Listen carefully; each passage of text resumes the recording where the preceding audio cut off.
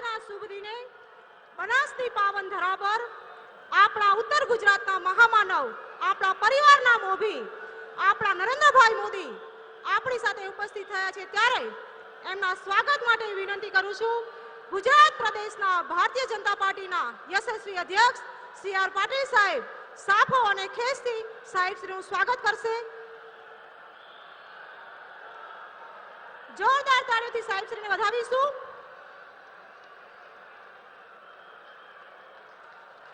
ભારત માતા કી, ભારત માતા કી. ત્યારબાદ હું વિનંતી કરીશ બનાસકાંઠાના લોકપ્રિય ઉમેદવાર ડોક્ટર રેખાબેન ચૌધરી અનુસૂચિત સમાજની મહિલાઓ દ્વારા તૈયાર કરેલ શાલ દ્વારા સાહેબશ્રીનું સ્વાગત કરશે. ભારત માતા કી. ત્યારબાદ હું વિનંતી કરીશ પાટણ લોકસભાના ઉમેદવાર ભાઈ શ્રી ભરતસિંહભાઈ ડાભી કે જેઓ ભગવાનની મૂર્તિ અને પાટણના પ્રખ્યાત પટોળાથી સાહેબશ્રીનું સ્વાગત કરશે. ભારત માતા કી. આ પ્રસંગે હું વિનંતી કરીશ બનાસકાંઠા અને પાટણ જિલ્લાના સંગઠનના પદાધિકારીઓ ભગવાન રામની મૂર્તિથી સાહેબશ્રીનું સ્વાગત કરશે. ડોક્ટર રતિભાઈ પટેલ, પ્રદેશ મહામંત્રી શ્રી કીર્તિસિંહભાઈ વાઘેલા, પ્રમુખ શ્રી બનાસકાંઠા, ડોક્ટર દશરથજી ઠાકોર, પાટણ જિલ્લા ભાજપ, જયંતિભાઈ કવાડિયા, પ્રભારી શ્રી બનાસકાંઠા, કનુભાઈ વ્યાસ, મહામંત્રી, સંજયભાઈ બ્રહ્મભટ્ટ, શ્રેયસભાઈ પ્રજાપતિ, બનાસકાંઠાના મહામંત્રી, પાટણના મહામંત્રી ભાવેશભાઈ પટેલ, રમેશભાઈ સિંધા, ઉમેદવાર ગોસ્વામી ભરતસિંહભાઈ રમેશભાઈ પટેલ કે જેઓ ભગવાનની મૂર્તિ અને પાટણના પ્રખ્યાત પટોળાથી સાહેબશ્રીનું સ્વાગત કરશે. આ સમયે વિનંતી કરીશ આપણા બનાસકાંઠા અને પાટણના સાંસદશ્રી અને ધારાસભ્યો માતા કી સાહેબશ્રીનું સ્વાગત કરશે. ગુજરાત આ પ્રસંગે હું વિનંતી કરીશ બનાસકાંઠા અને પાટણ જિલ્લાના સંગઠનના પદાધિકારીઓ મંત્રી ગુજરાત રાજ્યની મૂર્તિથી સાહેબશ્રીનું સ્વાગત કરશે. ડોક્ટર રતિભાઈ પટેલ, પ્રદેશ મહામંત્રી શ્રી કીર્તિસિંહભાઈ વાઘેલા, ઉદાહરણ બનાસકાંઠા આત્મનિર્ભર પશુપાલક બહેનો પાટણ જિલ્લા કનુભાઈ વ્યાસ, મહામંત્રી, સંજયભાઈ બ્રહ્મભટ્ટ, શ્રેયસભાઈ પ્રજાપતિ, બનાસકાંઠાના મહામંત્રી, પાટણના મહામંત્રી ભાવેશભાઈ પટેલ, રમેશભાઈ સિંધા, સુરજગીરી ગોસ્વામી અને મનીષભાઈ પટેલ સાહેબનું જોરદાર સ્વાગત કરશે. આ સમયે વિનંતી કરીશ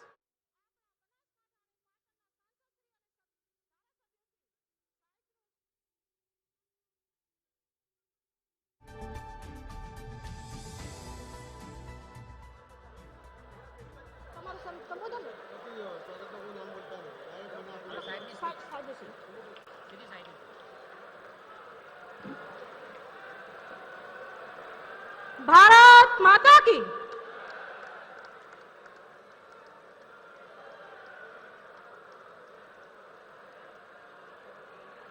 આભાર. આજની સભા સંબોધન માટે હું વિનંતી કરીશ ગુજરાત પ્રદેશ ભારતીય જનતા પાર્ટીના પેજ કમિટીના પ્રણેત એવા યશસ્વી અધ્યક્ષ સી આર પાટીલ સાહેબને વિનંતી કરીશ કે સભા સંબોધન કરશે. પાટીલ સાહેબ.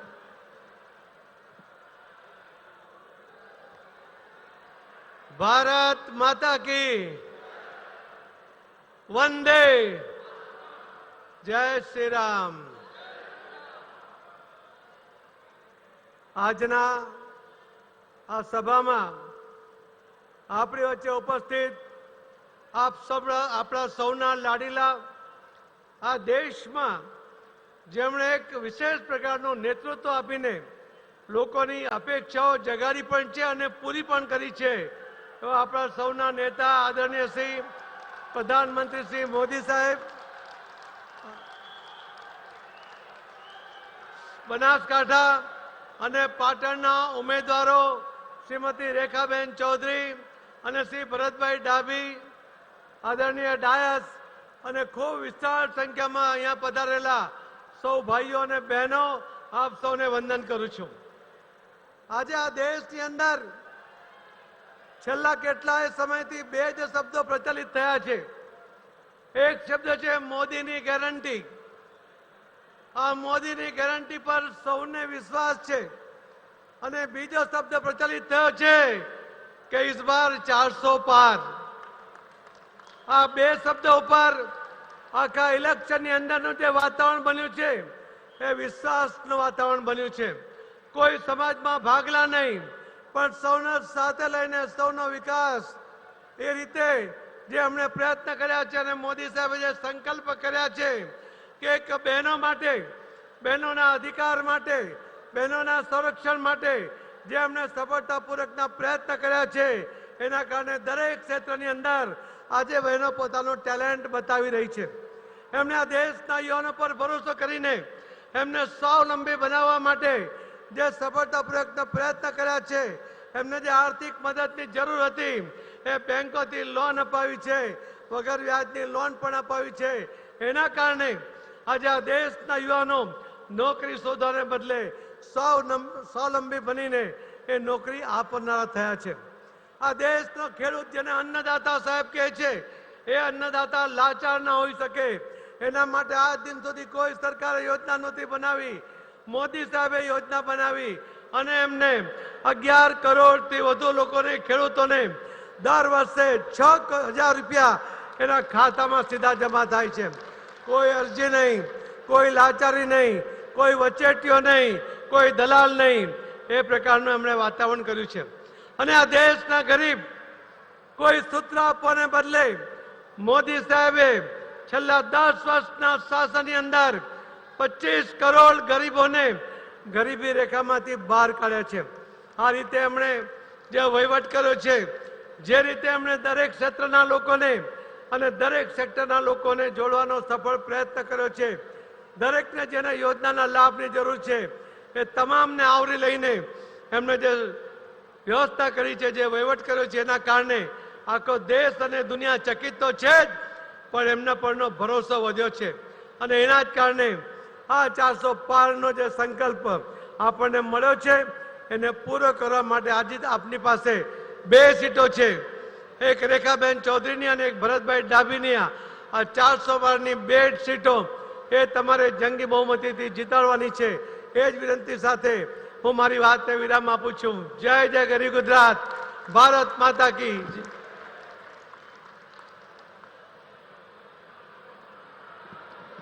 આપનો ખૂબ ખૂબ આભાર પાટીલ સાહેબ શ્રી. માં ભારતીના સૌભાગ્ય સમા સર્વાધિક સુશાસક આ દેશને મળ્યા છે.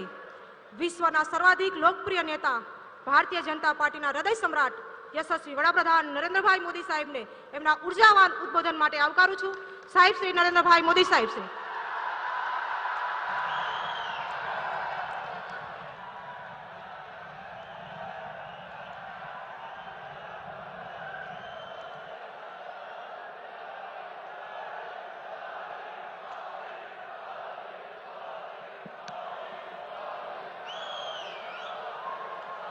भारत माता की, भारत माता की, भारत माता की. मां अंबाना चरणों में आवीने गुजरातनी आ पहली चूंटणी सभा संबोधन करवानो मने सौभाग्य मळ्युं छे. હવે મૂકો ભાઈ, બહુ થઈ ગયું.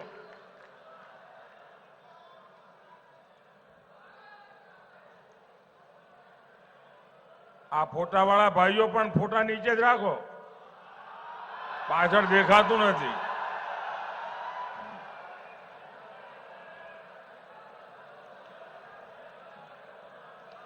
દીકરીને કહો ભાઈ ફોટો નીચે લઈને બેસે શાંતિથી.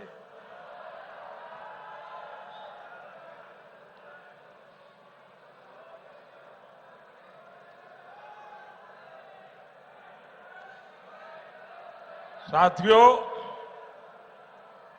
भाई आपने कोने बताओ जो फोटो जो ली तो मैं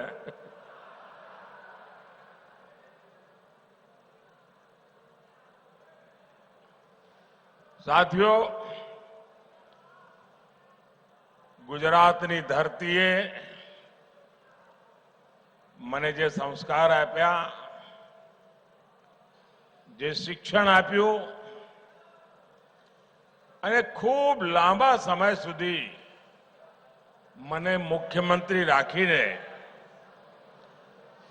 આપે જે મને અનુભવ કરવાની તક આપી, એ બધું આજે મને દિલ્હીમાં લેખે લાગે છે.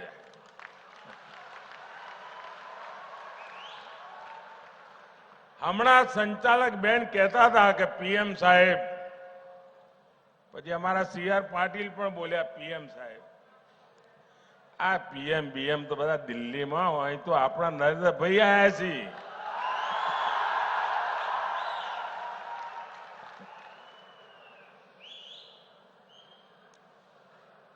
અને આજે આપની વચ્ચે આવ્યો,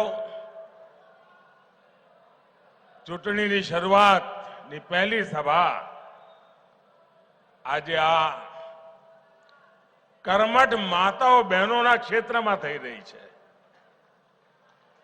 અને શરૂઆત એક બેન ઉમેદવાર માટે આશીર્વાદ માંગવાથી થઈ રહી છે. એ મારા માટે ગર્વની વાત છે. ઘણું બધું મારે કહેવાનું છે, પણ શરૂઆતમાં જરા હિન્દીમાં બોલીશ અને પછી આપણે ગુજરાતીમાં વાતો કરીશું. પહેલા તો આજે ગુજરાતનો સ્થાપના દિવસ, અને ગુજરાતનો સ્થાપના દિવસ આપણા બધા માટે નવા સંકલ્પનો દિવસ, નવી ઉર્જા માટેનો દિવસ. અને એ નિમિત્તે આ વખતે આપણે સંકલ્પ લઈએ 1 મે કે વિકસિત ભારત બનાવવા માટે વિકસિત ગુજરાત બનાવવામાં અમે કોઈ કમી નહીં રહેવા દઈએ.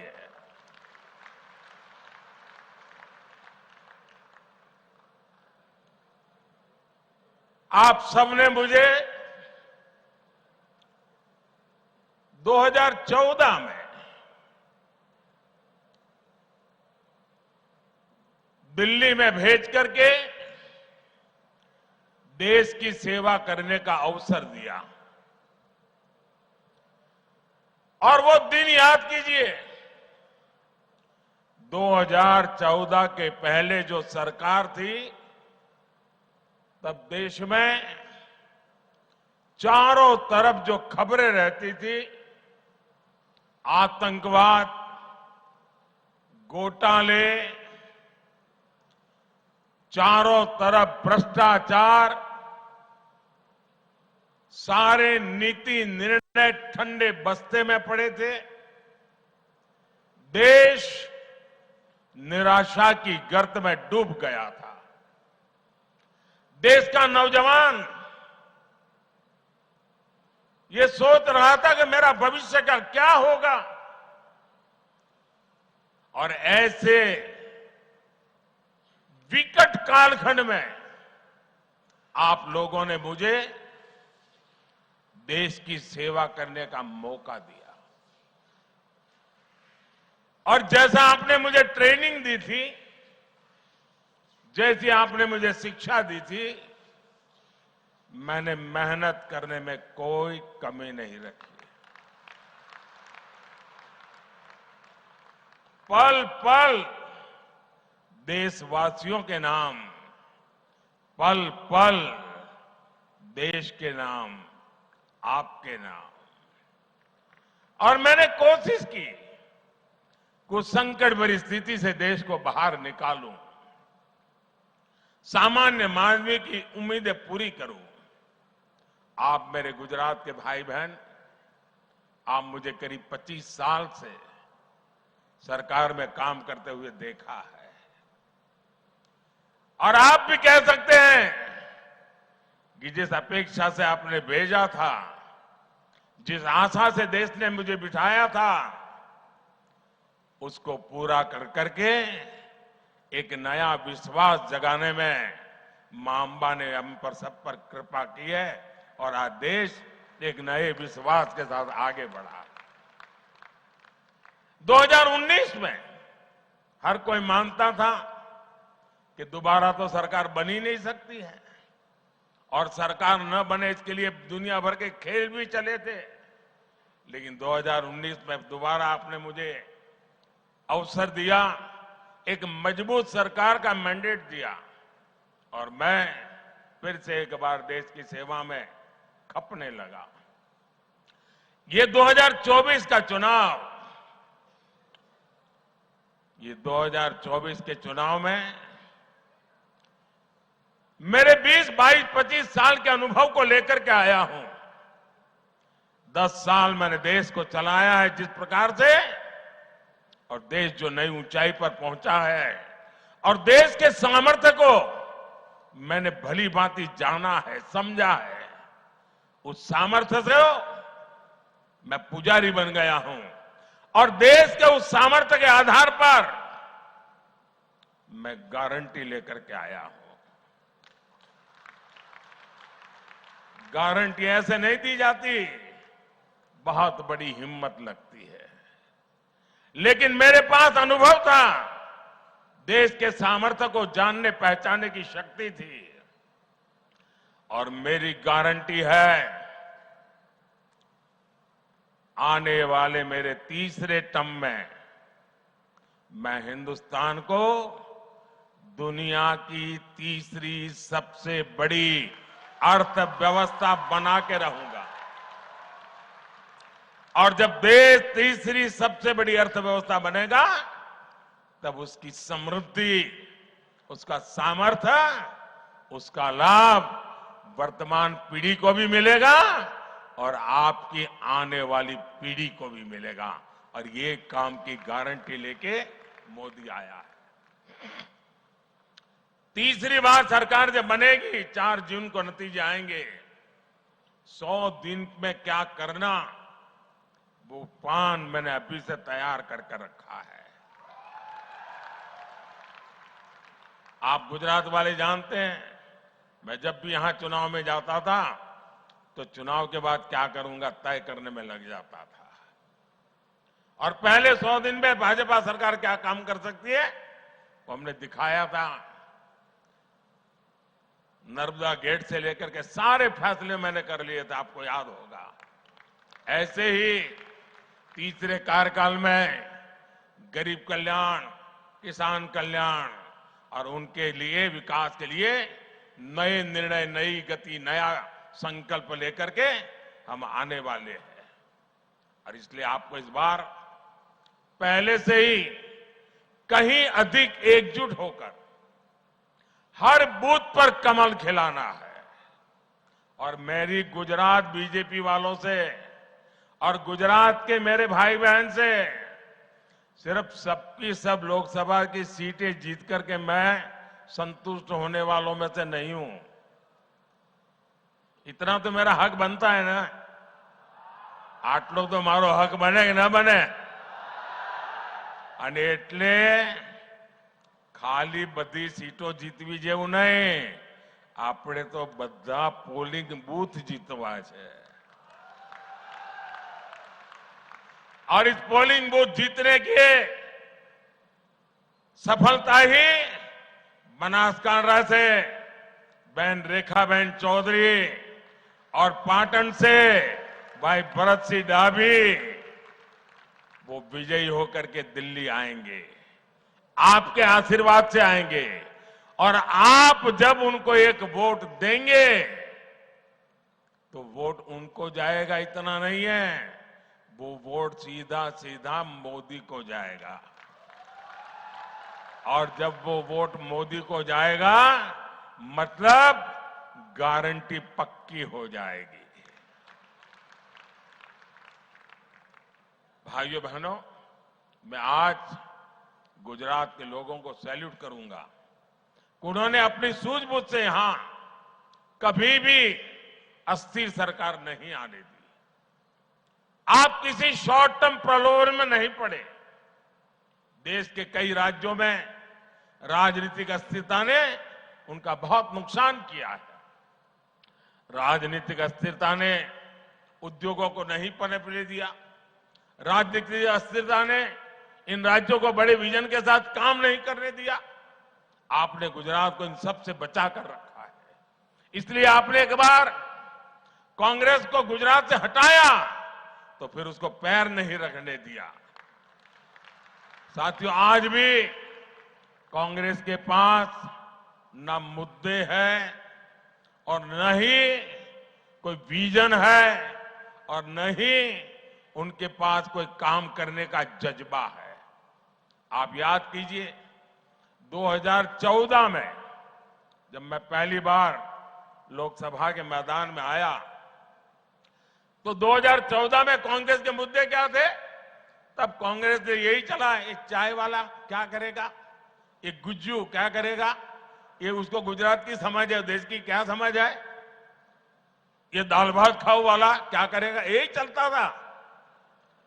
कांग्रेस की सभा में चाय की कितली लेकर के बेची जाती थी, देखो ये मोदी आया, ये मेरी मजाक उड़ाई जाती थी।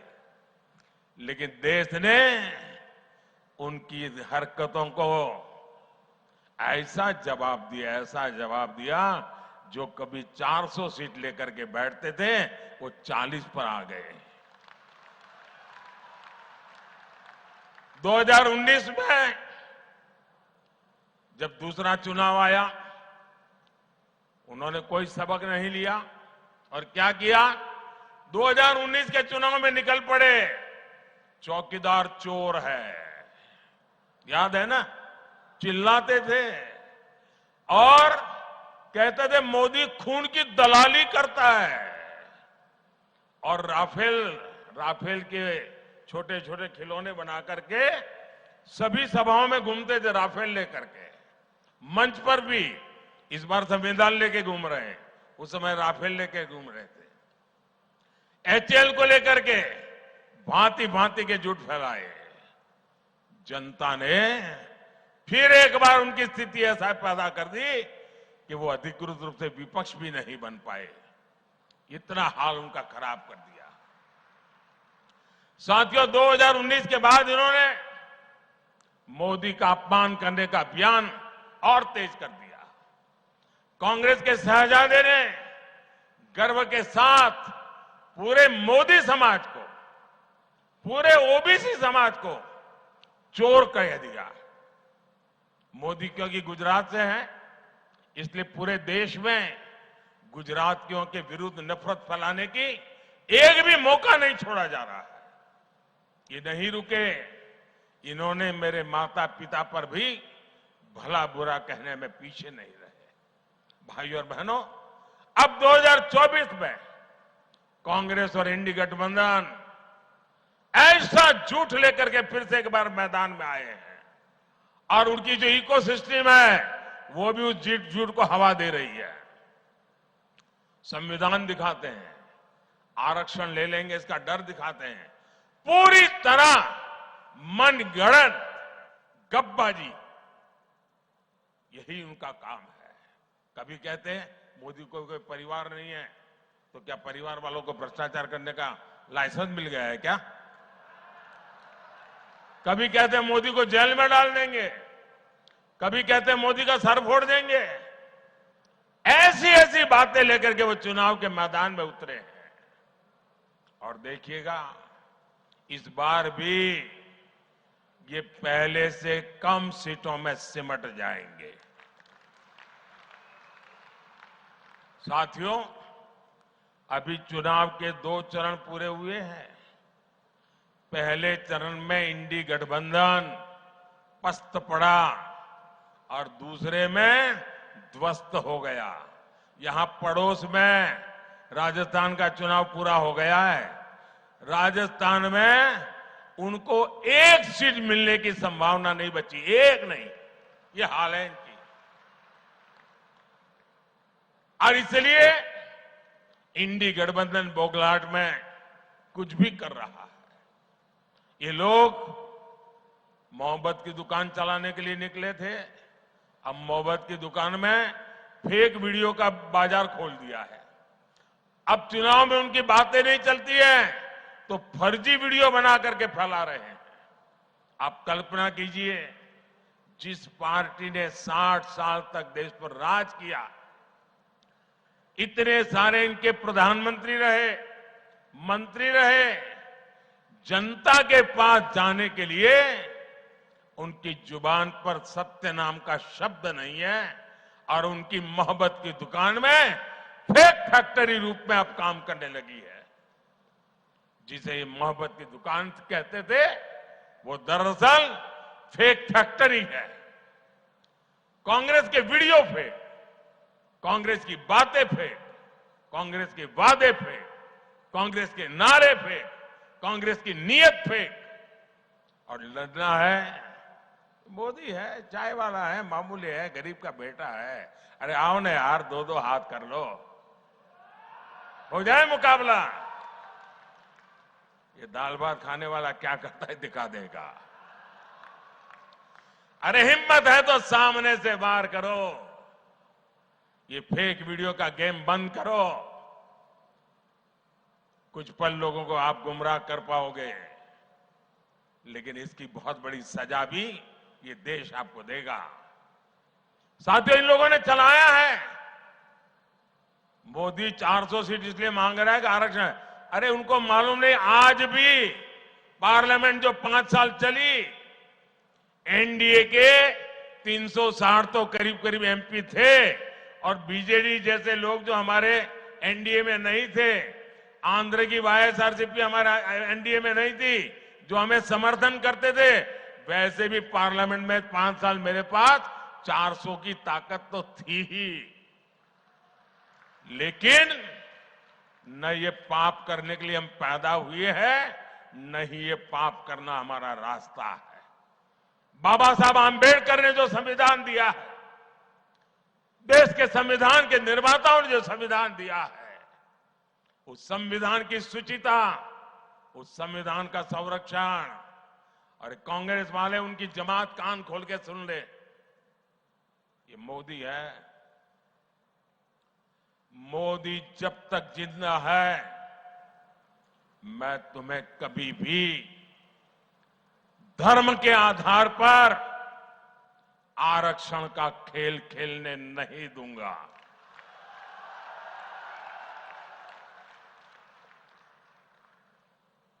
एससी, एसटी, ओबीसी और सामान्य वर्ग के गरीब, उनको जो आरक्षण मिला है, संविधान के तहत मिला है, बाबा साहब आंबेडकर के आशीर्वाद से मिला है, उसमें रत्ती भर भी कोई लूट नहीं सकता है।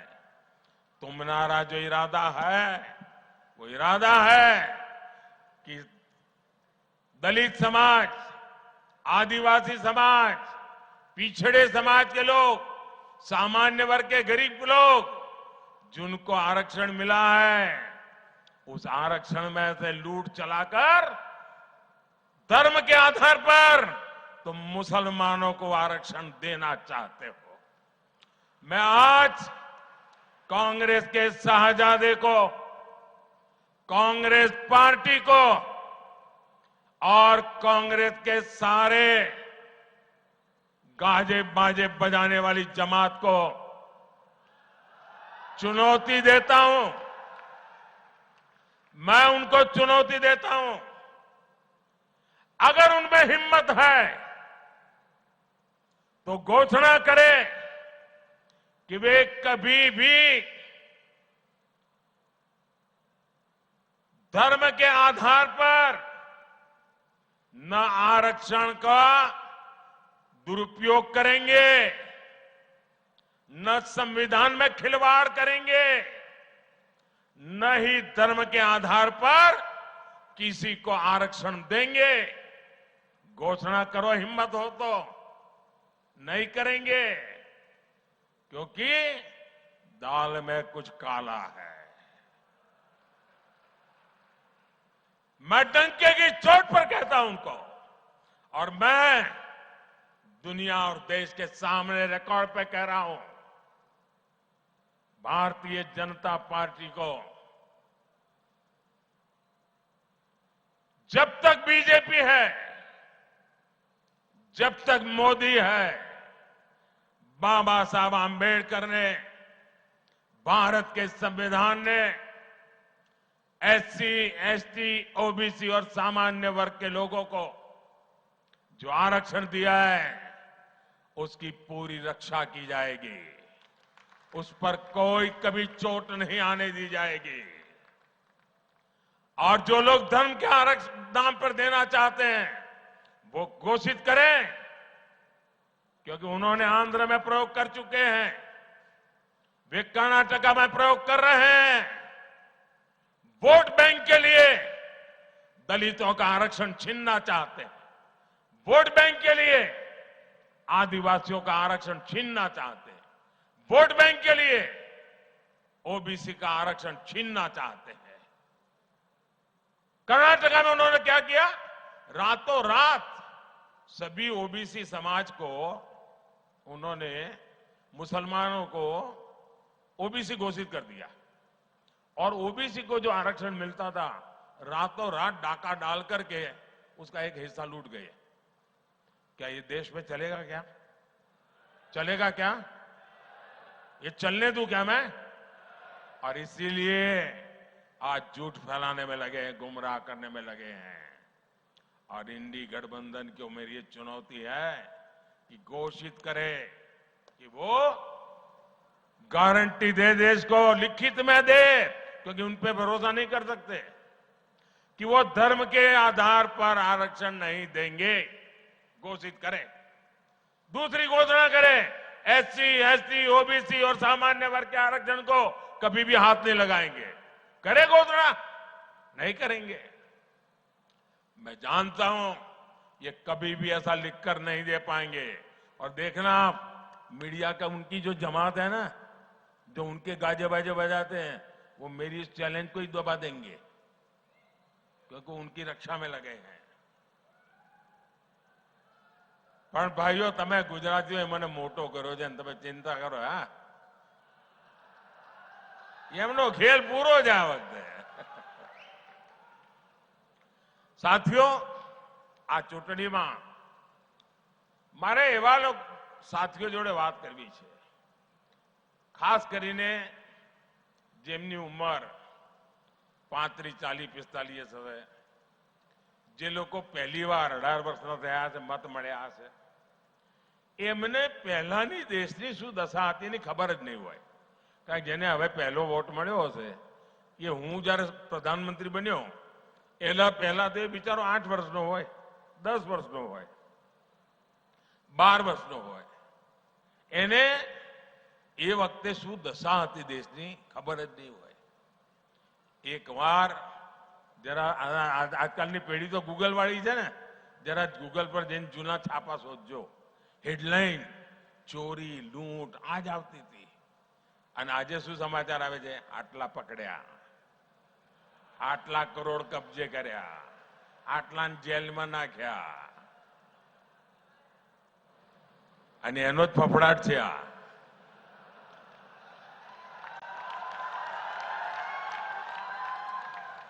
તમે મને કહો ભાઈ, આ દેશના લોકોની કાળી મજૂરી કરીને જે ટેક્સ આપ્યો હોય એને હું લૂંટવા દઉં? લૂંટવા દેવાય? અને આ લૂંટારાઓને ઠીક કરવા જોઈએ કે ના કરવા જોઈએ?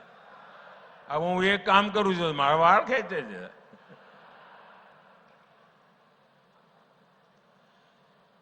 તમને આશ્ચર્ય થશે સાથીઓ, આ વખતે કોંગ્રેસની સ્થિતિ એવી છે, તમારે સરકાર બનાવી હોય ને તો ઓછામાં ઓછી 272 સીટો તો એમપી જોઈએ તમારી પાસે।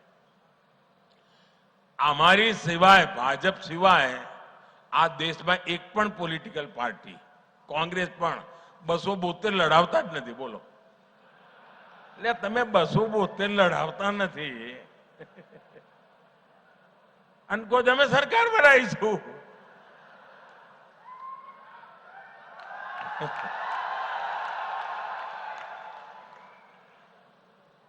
આજે તો એમની સ્થિતિ એવી છે કે આ એમનો જે શાહી પરિવાર છે ને, દિલ્હીમાં રહે છે,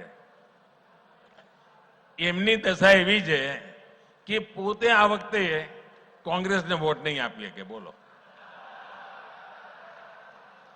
આ મોદી સાહેબની કમાલ જ છે ને, શાહી પરિવાર કોંગ્રેસને વોટ જ નહીં આપી શકે। આ વખતે ત્યાં કોંગ્રેસનો ઉમેદવાર જ નથી। અહીંયા આપણા ત્યાં ગુજરાતના મોટા નેતા હતા અહેમદભાઈ, હેમંતભાઈ તો હવે રહ્યા નહીં. હેમંતભાઈનું પરિવાર ભરૂચમાં રહે છે. એમની દશા એવી, કોંગ્રેસને મત નહીં આપે. હેમંતભાઈનું પરિવાર કોંગ્રેસને વોટ નહીં આપી શકે.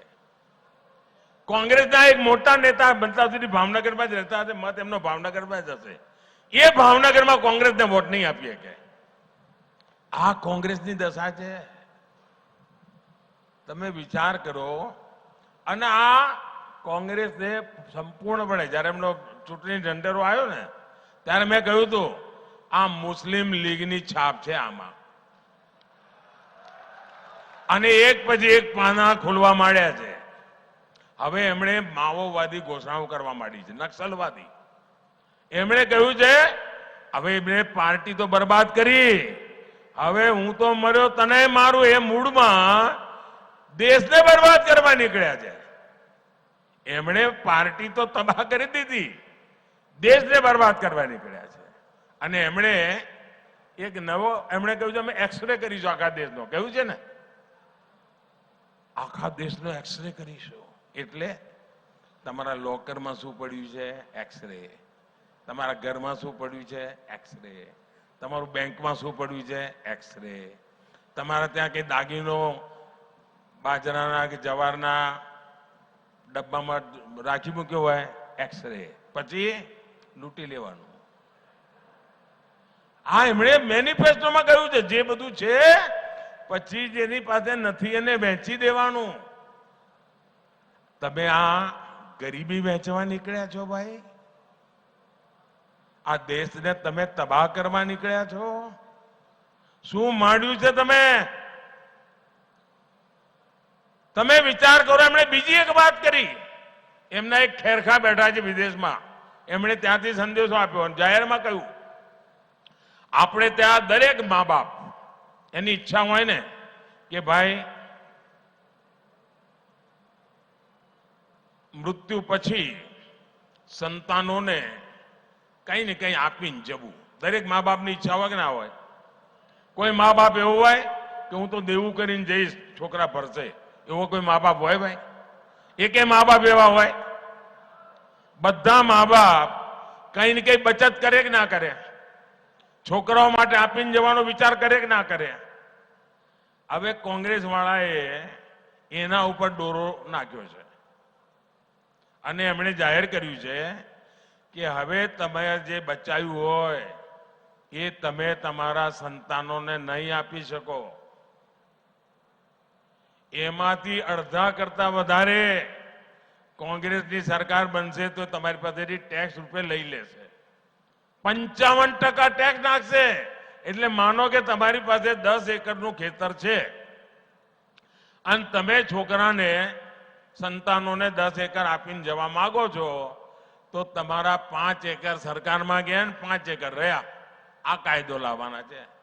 તમારી પાસે 2 ભેંસ હોય તો 1 ભેંસ કોંગ્રેસ વાળા કહે છે સરકારમાં આપી દો, 1 તમારા છોકરાને આપવાની. કેમ? તો અમારે 1 ભેંસ અમારી વોટ બેંકમાં આપવાની છે. આ કાયદેસર લાવવા મેનિફેસ્ટોમાં લખ્યું છે. બોલો, આ હિંમત એમની. હવે આ દેશના નાગરિકને આપણે સમજાવવું જોઈએ કે ના સમજાવવું જોઈએ? ભાઈ અમે તો તમારી તાકાત વધારવાનું કામ કરી રહ્યા છે. એ તમે ભેગી કરેલી તાકાતને લૂંટવાનું કામ કરવાનું વિચારી રહ્યા છે ભાઈઓ. અને એટલા માટે મારી આપ સૌને વિનંતી છે કે આ કોંગ્રેસથી ચેતતા રહેજો. આ લોકોએ જે એમના બધા પાપો શરૂ કર્યા છે, જે ફર્સ્ટ ટાઈમ વોટર છે એમને ખબર નહીં હોય. ગુજરાતમાં એક જમાનો હતો 30-35 ના, એમને ખબર નહીં હોય. સાંજે વાળું કરતી વખતે વીજળી નહોતી આવતી ભાઈ. આપણા બનાસકાંઠામાં પાણી ન મળે. પાણી મહેમાન ગતિએ જઈએ ને તો રાત રોકાવતા ને ચિંતા થાય કે સવારે નાહવા માટે ડોલ પાણી લાવીશું ક્યાંથી. એવા દિવસો હતા. આજે આપણે ત્યાં અનારની ખેતી થવા માંડી અને આલુની ખેતી, બટાકાની ખેતીમાં તો ક્યાંય પહોંચી ગયા. આ કોંગ્રેસ વાળાએ કોકને કહ્યું લાગે છે અમને કે અહીંયા આલુની ખેતી થાય છે, સોનું બનાવવા આવી જશે.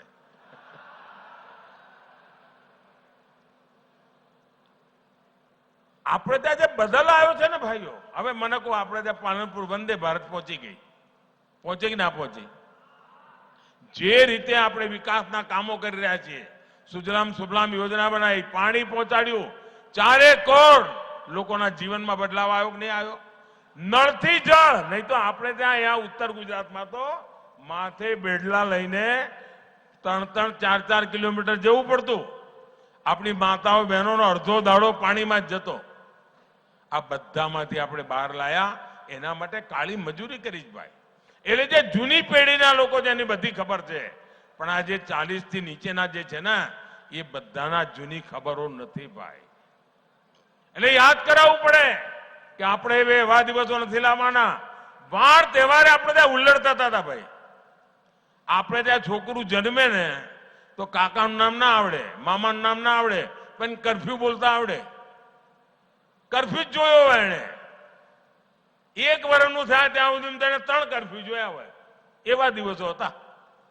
આજે કરફ્યુનું નામો નિશાન નથી અને સુખ ચેનથી બધા સાથે મળીને જીવે છે. એ આપણું ગુજરાત છે. ભાઈઓ બહેનો, શિક્ષણમાં મને યાદ છે, હું જ્યારે કન્યા કેળવણી માટે કામ 2002માં જ્યારે નવો મુખ્યમંત્રી બન્યો હતો, કન્યા કેળવણી ચિત્ર બનાસકાંઠાનું નામ સૌથી નીચે આવે. આજે એમાંથી મોટી ક્રાંતિ થઈ અને આધુનિક શિક્ષણની દિશામાં મારું બનાસકાંઠા આગળ વધવા માંડ્યું ભાઈઓ. બાળકો નિશાન નહોતા જતા, આજે જવા માંડ્યા. એટલા જ મને ઉચ્ચ શિક્ષણ તરફ જવા માંડ્યા. કહેવાનો મારો તાત્પર્ય એ છે ભાઈ કે ગુજરાતે વિકાસ જે કર્યો છે એની પાછળ એક વિઝન રહ્યું છે, એક લાંબા ગાળાની મહેનત રહી છે અને એના પરિણામે આજે આપણું ગુજરાત આગળ વધ્યું છે. મારી સૌ મતદાતાઓને વિનંતી છે, સૌ મારા વાલા નાગરિક ભાઈઓ બહેનોને વિનંતી છે, આપણે તો બનાસકાંઠાના લોકો ધૂળની ડમરીઓમાં મોટા થયા જ બે. આપણે તો ગરમીને ઓગાળી દીધી એવા લોકો છીએ. ગમે તેટલી ગરમી હોય, મતદાન વધવું જોઈએ. વધુમાં વધુ મતદાન થાય અને જૂના બધા રેકોર્ડ તૂટવા જોઈએ. તોડશો? તોડશો તો ભારતીય જનતા પાર્ટીને ભવ્ય વિજય અપાવજો. ગુજરાતની બધી સીટો જીતાડજો. આપણી 2 સીટો અહીંયા જે ભેગા થયા છે બધા જીતાડજો. પાક્કો?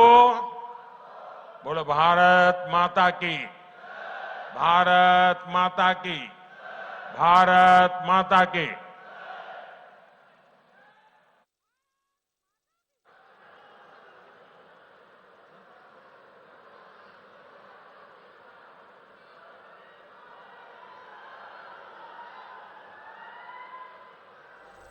લોકસભાની ચૂંટણીનો પ્રચાર જોરશોરથી ચાલી રહ્યો છે, જેમાં વડાપ્રધાન નરેન્દ્ર મોદી આજથી ગુજરાત પ્રચારના શ્રી ગણેશ દિશાથી કર્યા છે.